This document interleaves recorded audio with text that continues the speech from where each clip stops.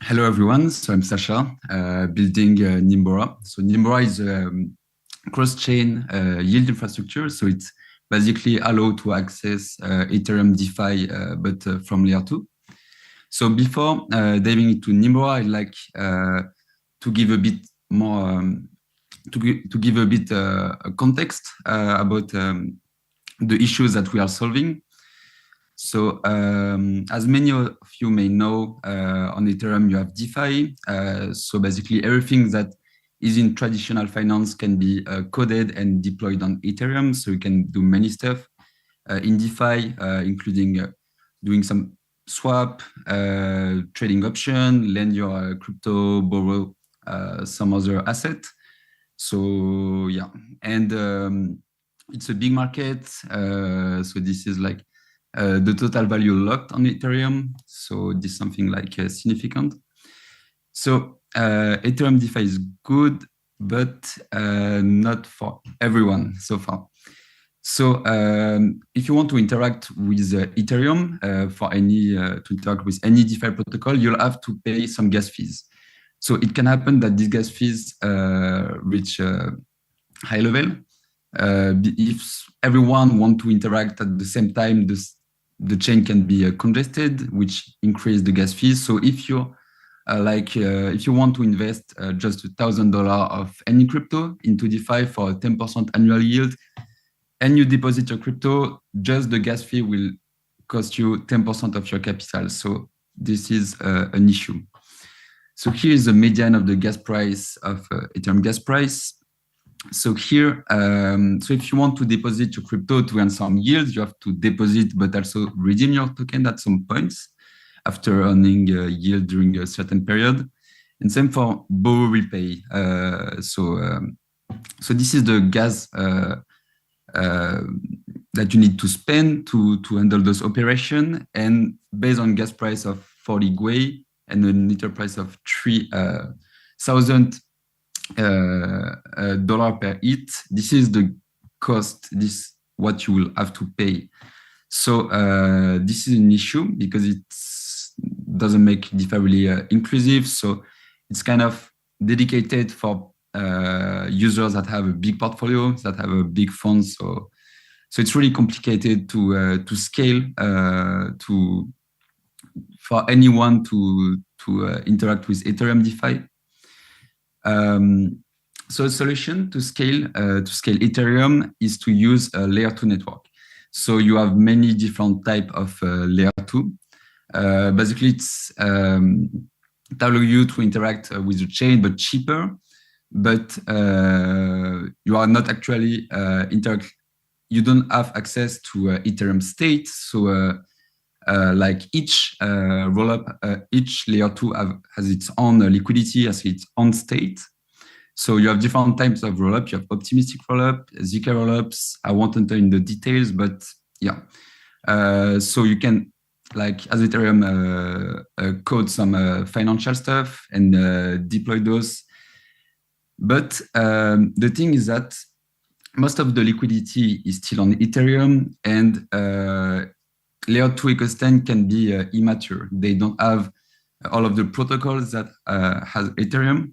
And yeah, sometimes if you want to perform a swap or to do any operation, it can be more expensive because there's not enough liquidity, or you may not have access to the same protocols that on Ethereum, especially if the layer 2 is not EVM compatible. So it's harder for layer 1 protocols to build on those layer 2. So what we want is actually accessing a rich DeFi ecosystem, so Ethereum, but at layer 2 costs. So that's all about Nimbora.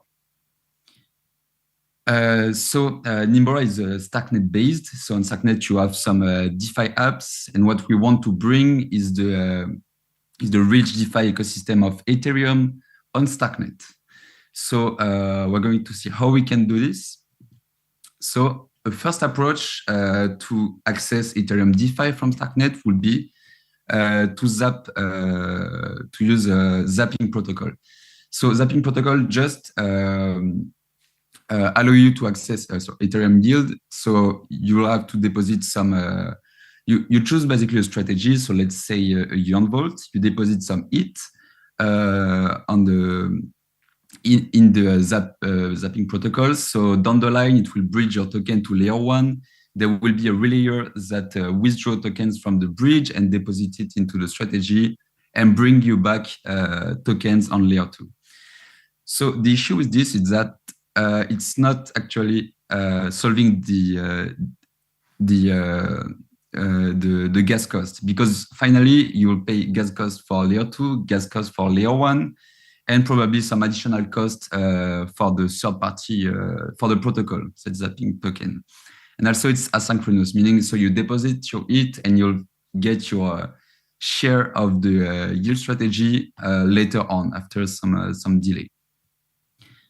So what we are doing at Nimbora is batching user transactions. So better than just zap transaction per transaction, we are going to accumulate user transaction into to a batch, so we can compare it to kind of train. So you have a wagon, you have many users that go in, and when you have sufficient amount of user in, then finally you send the big deposit amount on layer 1. And then you bring back on layer 2. So for 100 users, you can or more, you can save a lot of gas. So the gas cost, the final gas cost will be the Ethereum gas cost for a deposit divided by all of the users in the batch, in the wagon. So this allows us to save a lot of gas for user while being able to interact with Ethereum DeFi. Another concept is netting. So if you have some people that want to deposit, but also some other people that want to redeem, better than handling directly one deposit and one withdrawal on Ethereum, you can directly you can directly net those users on layer 2. So this allows us to save some gas as well. So our first integration based on those two concepts is Liquidity. So for those that do not know Liquidity, it's a borrowing protocol based on Ethereum. So you deposit some Ethereum as collateral, and you'll be able to borrow LUSD, which is a stablecoin. And yeah, so this is our UI. So you borrow into a certain amount of Ether, you submit the transaction, and yeah, that's it. So this, oops, sorry. So this is, so we solved the first issue of the gas cost. So basically you interacted with a DeFi protocol on layer 1 from layer 2 at layer 2 cost, but you still have this asynchronous issue. It will take some time to bridge. It will take some time to verify stacknet transactions. So on layer 1, and yeah, this is not good for user experience. The user directly want to get his LUSD. If he deposits, he directly wants to get his yield bearing tokens in his wallet. So yeah, so when a user wants to deposit some token into a yield solution on layer 1, this is basically the process. So you deposit it, Nimbora will wait to have more user in the wagon, in the batch. When there are sufficient amount of user, it will bridge to layer 1. So the bridge, so it takes some time to validate stacknet transaction on layer 1. So this way, bridging layer 2 to layer 1 can take up. It's between 8 and 18 hours, so it can depend. Then you harvest on layer 1 tokens from bridge, you deposit into a strategy, and then there is the you have to bring it back to layer 2. So you have so the delay is shorter for layer 1 to layer 2. And then when tokens are ready on layer 2, we handle the response and distribute to the user. So this is a long process. Users do not want this.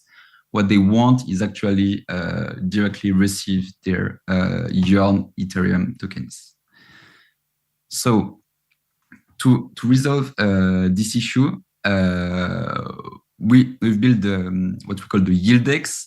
So it allows a user to access layer one DeFi application synchronously.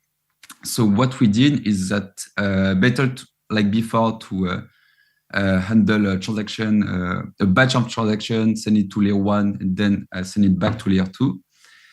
We directly we are able to measure all the holding of the yield strategy, meaning that we directly know the price of a share, the share token.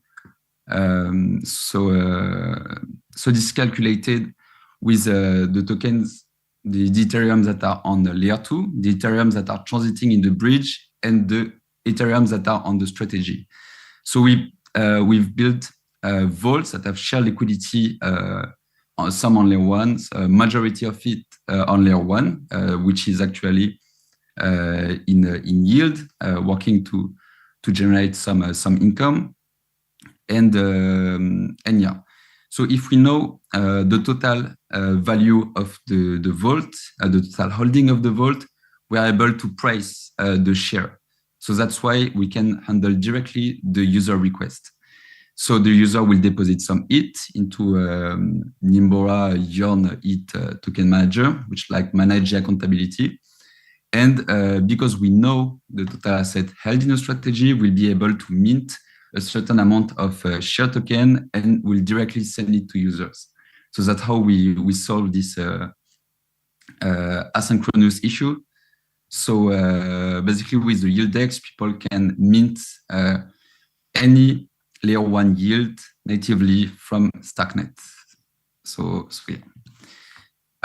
So this is the complete architecture. It can be a bit scary, but basically you have we can deploy any layer one strategy. So we have a factory that will deploy a package, so a token and a token manager. So the token manager is the entry point for user to mint layer one yields, and the token is actually what represents the yield.